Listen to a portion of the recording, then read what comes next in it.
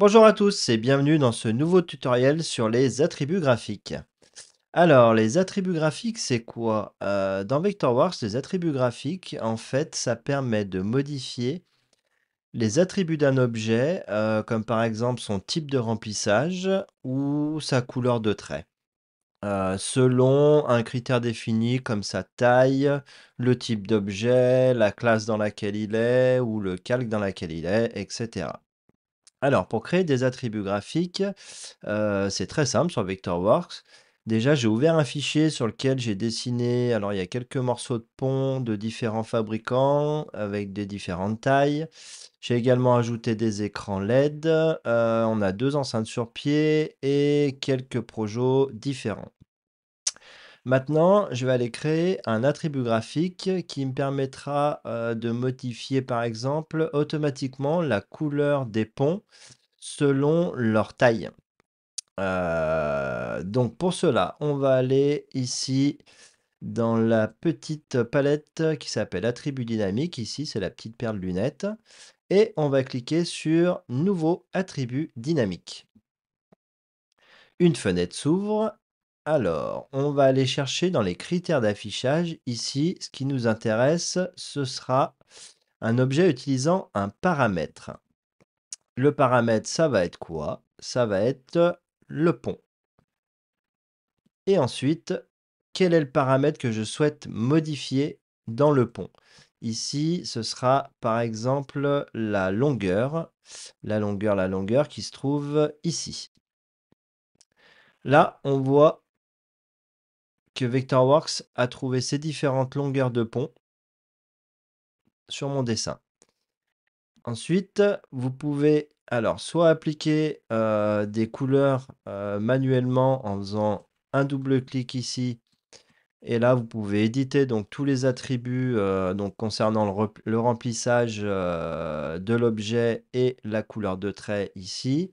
Vous pouvez également redéfinir l'opacité pour le remplissage et pour les traits également. Et surtout, quand vous avez fait ça, n'oubliez pas de cocher appliquer les attributs ici, sinon Vectorworks ne prendra pas en compte. Sinon, il y a une autre, possibilité pour le faire automatiquement, c'est en cliquant ici sur couleurs automatiques. Et là, on voit que Vectorworks m'a généré des couleurs automatiques pour chaque longueur de pont qu'il a trouvé sur le dessin. Et on voit bien ici que la petite coche appliquer est active. Concernant les préférences de couleurs, ici, vous pouvez les modifier en cliquant sur préférences de couleurs. Et vous pouvez choisir pour le remplissage ou les traits des couleurs de début et des couleurs de fin dans laquelle Vectorworks va venir piocher. Et faire donc un dégradé de couleurs entre les deux couleurs sélectionnées. Vous pouvez également lui demander de dessiner les autres objets grisés, donc tous les autres objets autres que le pont sera grisé. Pour le moment, on va laisser comme ça. Ici, en nom des attributs dynamiques, on va l'appeler longueur de pont. Et on va valider. Et là, vous voyez automatiquement Vectorworks m'a mis des couleurs différentes pour chaque longueur de pont. Comme par ici, on va avoir du bleu pour les morceaux de 0,75 et puis après du rouge pour les 2,50. Ici, on a quoi? Du 200. Enfin voilà, il nous a mis différentes couleurs automatiquement. Et on voit ici, dans notre petite palette d'attributs dynamiques, que longueur de pont est bien sélectionnée. Si je le décoche ici et que je reclique là, il m'enlève automatiquement les attributs dynamiques. Je peux le réactiver comme je veux. Si je veux, sans avoir à décocher les attributs, ici je peux activer ou désactiver tous les attributs dynamiques qui seront cochés ici. Simplement en cliquant sur la petite paire de lunettes ici. Donc voilà, on a déjà fait un attribut dynamique pour la longueur de pont. On peut voir également pour faire par exemple un attribut dynamique pour les différents types de projecteurs qui se trouvent ici. Alors on va revenir, pareil, toujours dans notre palette. On va lui mettre des nouveaux attributs dynamiques ici.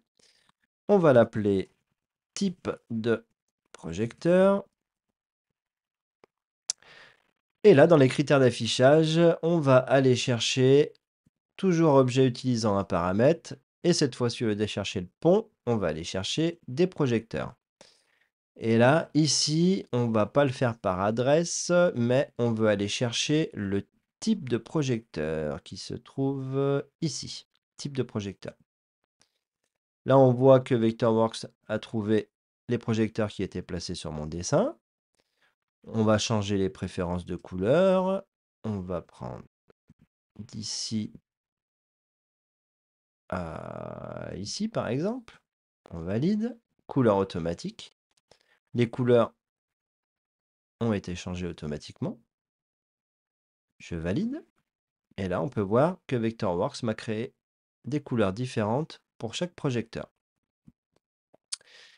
Alors, on peut cumuler plusieurs attributs dynamiques, ici, tout simplement en les cochant, décochant. Voilà. Ensuite, on va voir pour peut-être se créer un attribut dynamique multimétier, c'est-à-dire d'avoir par exemple en rouge tout ce qui est rig, donc le pont, les moteurs, choses comme ça. En bleu, peut-être la vidéo. En jaune, peut-être le son. Et en violet, peut-être les projecteurs. Alors, on va se créer un attribut dynamique. Ici, on va l'appeler multimétier.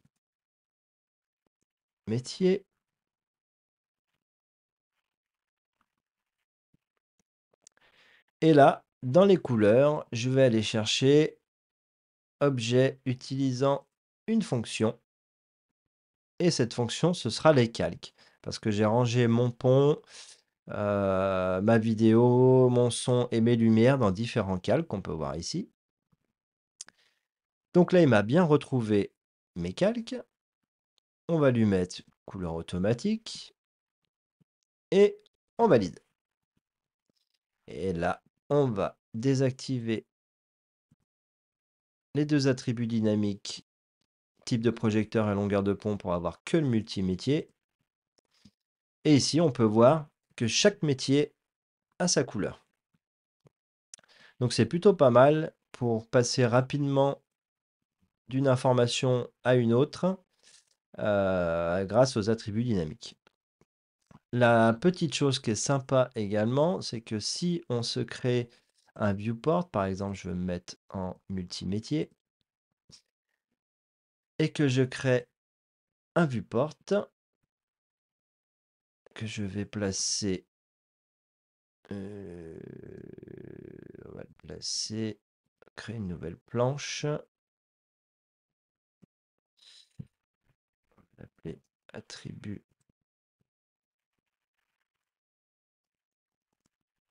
dynamique P01. Je valide. Je vais me mettre en 300 avec un format de page A3. Voilà. Je valide. OK. Vectorworks est en train de me créer le viewport. Le viewport est créé. Et surtout, ce qui est intéressant, c'est qu'on peut voir ici qu'il m'a créé une petite légende avec marqué multimétier et qui me reprend les couleurs des différents corps de métier. Alors ça, c'est paramétrable en faisant un double clic sur le viewport, modifier les annotations, on valide. Et si je sélectionne la petite étiquette, alors déjà on peut la déplacer un peu comme on veut. Voilà. Ici, dans la palette info objet, on peut aller choisir le titre, décider de changer le titre. Là, ici, c'est multimétier. Voilà, mais on pourrait le changer comme on veut. On peut changer aussi les largeurs, les hauteurs d'échantillons. Donc ça, c'est les petits carrés qui se trouvent ici avec les couleurs. La largeur totale, du décalage de texte. Enfin voilà, aussi un nombre de colonnes. Et on peut également éditer les étiquettes, c'est-à-dire changer les valeurs. Donc ici, les valeurs reprises par les attributs dynamiques sont les noms des calques. Si par exemple, je voulais pas qu'il y ait marqué sol ici, rig ou sol, on peut prendre le petit stylo, venir effacer ce qu'on veut.